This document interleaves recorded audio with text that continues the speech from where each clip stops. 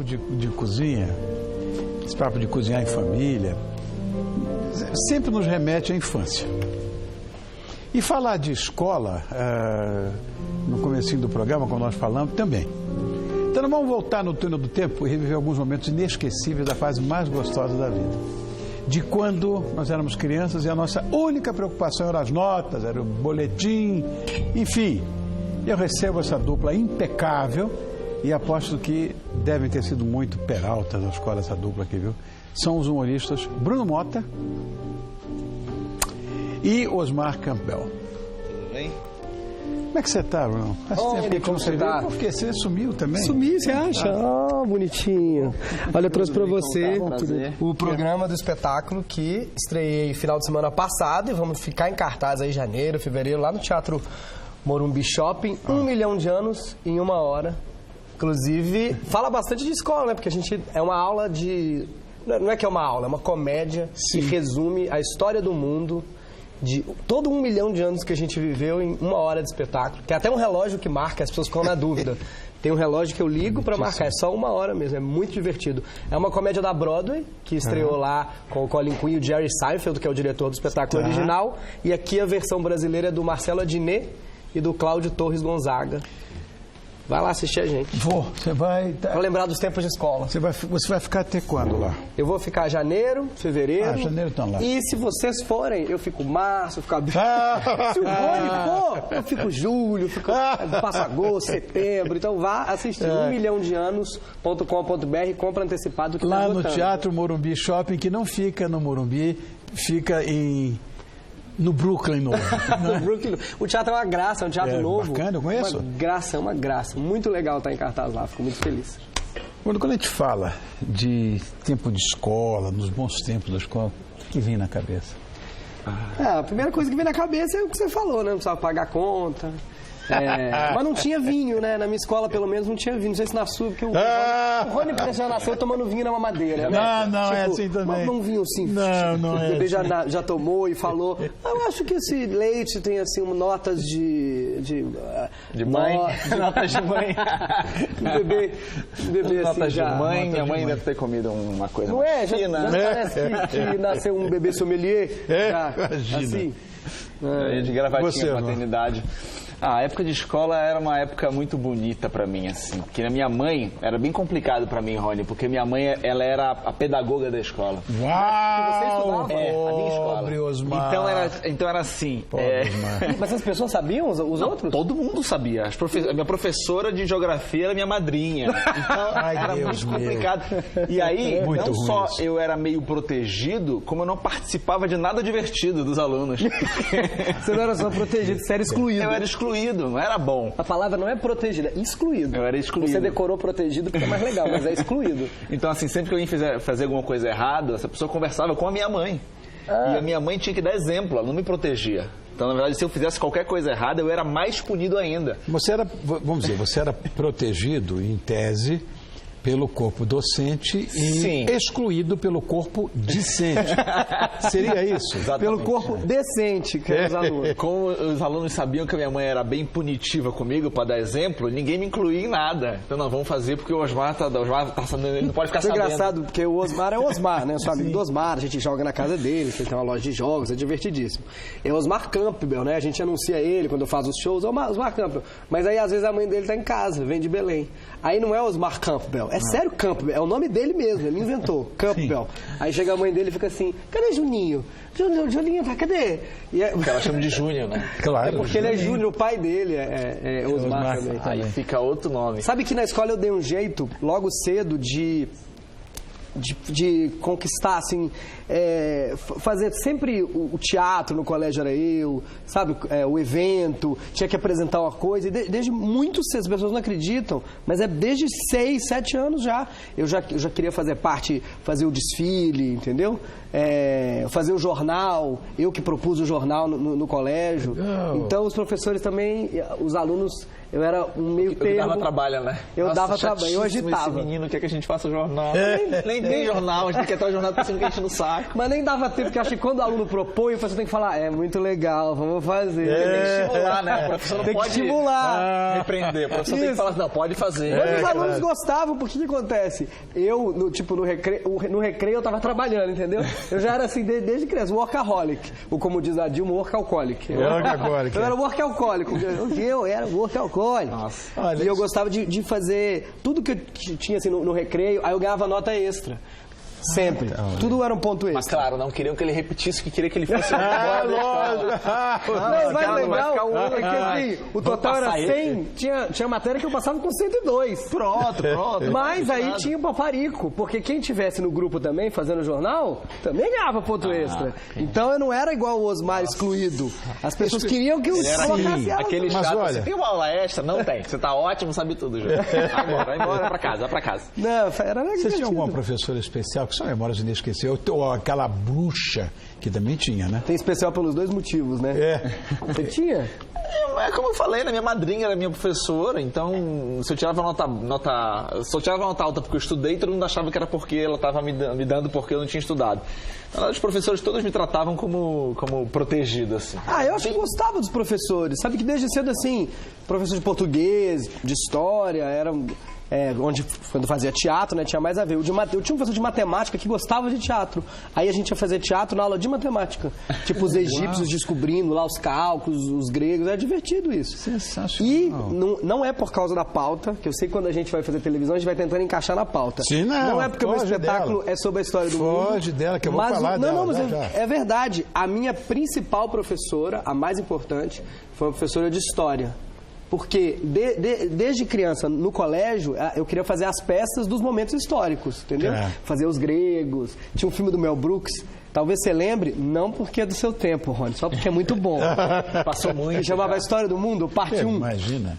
E só tem parte 1. Só tem a parte 1, a piada que não tem a parte 2. Não tem a parte 2. E é isso, ele fazia os momentos da história. Eu achava aquilo hilário, brincar com um negócio que foi sério. Então eu queria fazer peça de Dom Pedro, peça da Grécia. Então a Márcia, que era minha primeira professora, e outra, a Márcia Rios é minha primeira professora, e depois uma Márcia que era professora de história, que deixava a gente fazer essas maluquices aí. Porque eu queria fazer piada, stand-up, já na aula, que eu achava engraçado. Por exemplo, história do Brasil, né? Eu achava engraçado esse negócio, que o Brasil era meio errado já do começo, eu achava isso. Por quê? Porque subiu um português num cavalo um dia, falou, né? Independência ou morte, chega do domínio desses tiranos portugueses. E alguém falou, mas vem cá, tu não é português, não? Não, eu sou brasileiro. É que estou estreando hoje. Estou começando hoje. E grita, né? Que grita bem coisa de brasileiro, né? Não é bem um cavalo, mas tudo Não era um cavalo, né? Era um burro. Depois eu descobri que era um burro ou um jegue? Era um jegue, estavam subindo a serra. E era feio, não era igual na foto. Não era foto. Era uma pintura que já tinha Photoshop. Ele aprontou muito, pelo que eu vi. Ele aprontou. Agora, e você? Eu não tinha autorização de aprontar. Você não aprontou nada? Eu não conseguia aprontar, porque eu tava... A minha mãe ficava passando pelos corredores. Olha isso, nenhuma criança teve isso. Minha mãe passava pelos corredores e eu estudava em escola pública. Na verdade, era a escola dos filhos dos funcionários da Universidade Federal do Pará, lá em Belém. Então, era uma escola pública, mas tinha meio um arzinho particular. E era ventilador. Como é que é um arzinho particular? Eu vou explicar para você no seguinte. A minha geração, toda ela, estudou em escola pública. Eu estudei em escola pública. Parece que eu sou da geração dele, mas eu sou mais da sua, tem quase 40. Por mais recurso que tivesse, eu sou filho de uma família de recursos, nunca escondi isso. E eu tinha que mostrar para minha família... Era chique estudar na escola pública. Na escola pública, eu tinha que mostrar que você tinha algo a mais. A escola particular era, a gente chamava de pagou, passou. Era pagou, passou. Hoje em dia o processo é diametralmente oposto. Rony, eu estudei numa escola pública, seria uma desonra para minha família não conseguir estudar lá. Porque a minha família até então foi estudando no Marconi, em Minas, e era incrível você estudar no Marconi, era uma das melhores escolas. Aí é que está, de Minas. Isso. Era de ver isso. Não, a minha escola era muito difícil de entrar. Era só os filhos dos professores da Universidade Federal. Tinha que nascer professor. Tipo isso. Na minha tinha que passar. Na verdade, como a USP hoje, né? Eu enfrentei vestibular com 10 anos para estudar nesse colégio. Eu fiz vestibular também. Com foram 10 anos. Entrei com vestibular. E eu estudei em escola Vestibulinho. pública. Eu estudei em escola pública a vida inteira, só a minha faculdade. A minha também foi pública. Então, não dei despesa. Então aí foi meu erro, Tony. Eu devia ter ido para pública. Isso ajudou muito minha formação também, porque como era filhos de funcionário da universidade, não só filhos de professores. Então a gente convivia com os filhos de faxineiro, filhos de todas as classes sociais que trabalhavam lá. Então isso, na verdade, trouxe um ar muito familiar entre todos os alunos. Você começou a ser engraçado quando? Olha, eu tô tentando ainda pra esse ano. Outro dia eu vi, achei que não tinha começado ainda. Eu primeiro virei comediante, depois vou ser engraçado. Mas não tinha comédia, não. Porque tinha nada. Parece que eu sempre, quando a pessoa fala, pergunta assim, quando é que você virou comediante, virou ator? Eu sempre fiz isso. No colégio tem foto minha no palco, assim, apresentando coisa. Nunca fiz outra coisa. Mas você estudava? Sabe o que eu aprendi? É sempre boletim vermelho, recuperação. Na minha escola tinha uma coisa que vinha sempre vermelho no meu caso, mas não era boletim. Parece que vai vir um piadão, Nossa, né? Olha o que vai vir. Na minha escola, toda semana você voltava com uma ficha de comportamento pra casa. Aí pintava de verde, amarelo ou vermelho. A primeira vez que pintou de amarelo, eu chorei de emoção. Porque era sempre vermelho. Sério? A primeira vez que pintaram de amarelo, eu falei, meu Deus, o que eu fiz certo essa semana? Eu tive convulsão quando eu recebi uma vermelha na minha vida.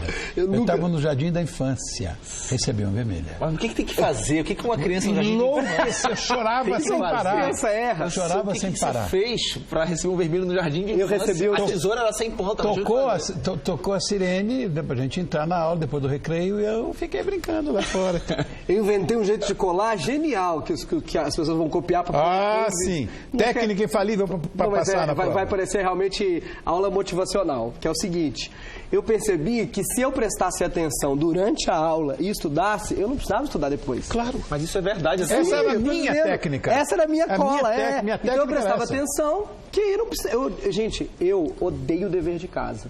Eu acho que ninguém gosta de estudar. As pessoas gostam de aprender. Claro. Aprender é incrível. Estudar, porque estudar quer dizer que você não aprendeu na hora, tem que ficar lendo, decorando. Eu gostava de aprender. Então, eu ficava prestando atenção, ficava desenhando alguma coisa que tinha a ver com a matéria. Eu prestava atenção para não ter que... Qual a matéria mais difícil para você, Osmar? Então, coincidentemente, a matéria que eu tinha mais dificuldade era artes. Olha que louco.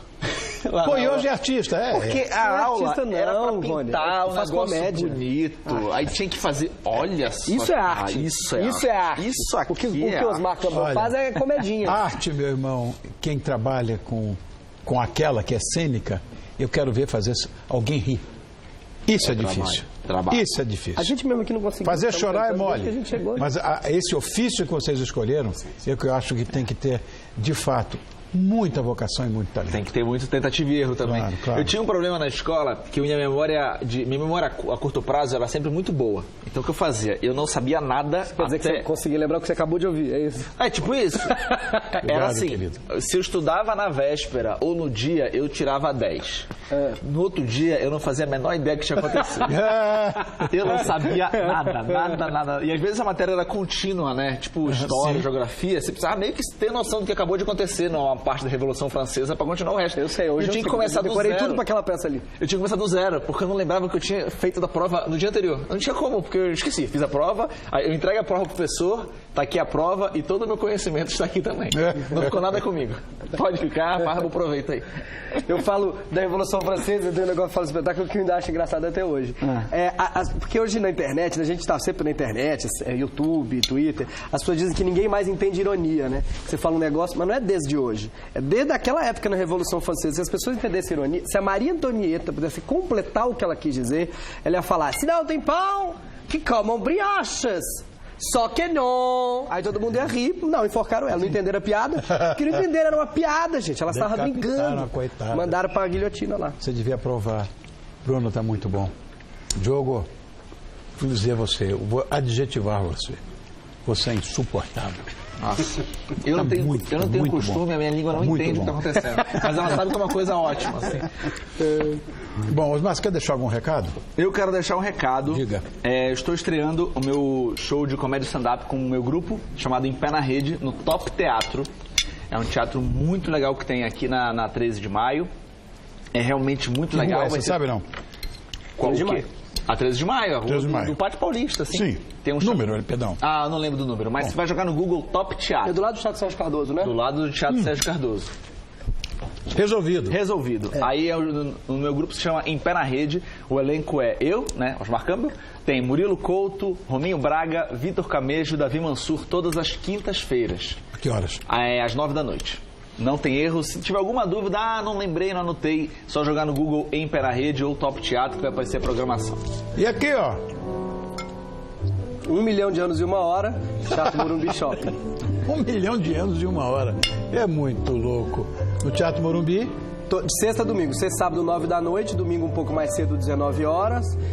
Compre os ingressos e se informe mais para saber um pouco da história. É muito engraçado, viu, gente? É muito divertido. Já fui, lá estarei te assistindo. É porque parece que não é porque é sobre história. A gente deu um jeito de... É só piada. É muito divertido. 1milhãodeanos.com.br para você comprar o ingresso logo, porque o teatro não é um teatrão gigante. Sim. Então, meu filho, corre. Corre. Estreamos agora, tá bombando. Obrigado, crianças. Obrigado, Diogo. Foi muito legal.